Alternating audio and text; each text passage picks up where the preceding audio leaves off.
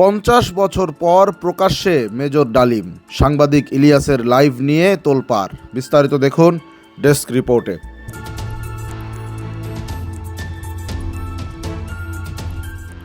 প্রায় 50 বছর ধরে আত্মগোপনে থাকা মেজর ডালিম অবশেষে সামাজিক যোগাযোগ মাধ্যম ইউটিউবের লাইভে আসেন রোববার রাতে। সেখানে বিভিন্ন ইস্যুর সঙ্গে শেখ মুজিবুর রহমান ও সাবেক প্রেসিডেন্ট জিয়াউর রহমানের বিষয়েও কথা বলেন তিনি।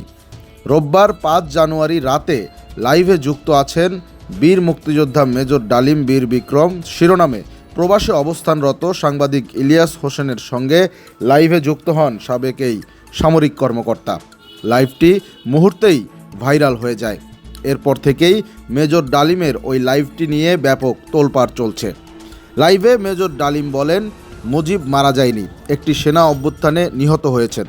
বাকশাল বিদায়ের পর কোটি কোটি মানুষ রাস্তায় নেমে এসে শুকরিয়া আদায় করেছে।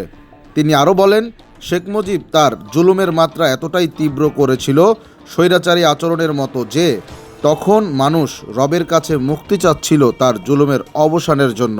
মেজর ডালিম আরও বলেন, তথাকথিত নেতারা যখন ভারতে পালিয়ে গেল, ছিল না যখন কেউ নেতৃত্ব দেওয়ার, সমঝোতা নিয়ে সবাই ব্যস্ত।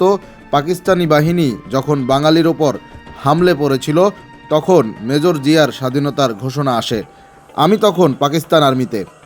মেজর জিয়ার ঘোষণা শুনে মনে হলো আর বসে থাকার সময় নেই। আমরা তখনই পাকিস্তানের বিরুদ্ধে যুদ্ধে নেমে গেলাম। এই বীর বিক্রম বলেন, যখন 7 দফাতে চুক্তি করে নজরুল ইসলাম তাজউদ্দিনকে পারমিশন দেয়া হলো একটা প্রভিশনাল গভর্নমেন্ট গঠন করার, 7টা ক্লোজ পরে সাইন করার পর নজরুল ইসলাম ফিট হয়ে পড়ে গিয়েছিলেন যে আমরা ক্রমান্বয়ে ভারতের একটা করদ রাজ্য বা অঙ্গরাজ্যে পরিণত হব। 24-এর গণ অভ্যুত্থানের নেপথ্যের নায়ক ছাত্র জনতাকে পরামর্শ দিয়ে তিনি বলেন, সম্প্রসারণবাদী হিন্দুত্ববাদী ভারত যার কবজায় আমরা প্রায় চলে গিয়েছি, সেই অবস্থান থেকে সেই 71-এর মতো আরেকটা স্বাধীনতা অর্জন করতে হবে। তা না হলে বিপ্লব ব্যর্থতায় পর্যবসিত হবে। জাতীয় সঙ্গীত ইস্যুতে মেজর ডালিম বলেন, বাংলাদেশের জাতীয় সঙ্গীত রবীন্দ্রনাথ ঠাকুরের না হয়ে কাজী নজরুল ইসলাম বা অন্যান্য স্বনামধন্য দেশীয় কবিদের গান হতে পারত।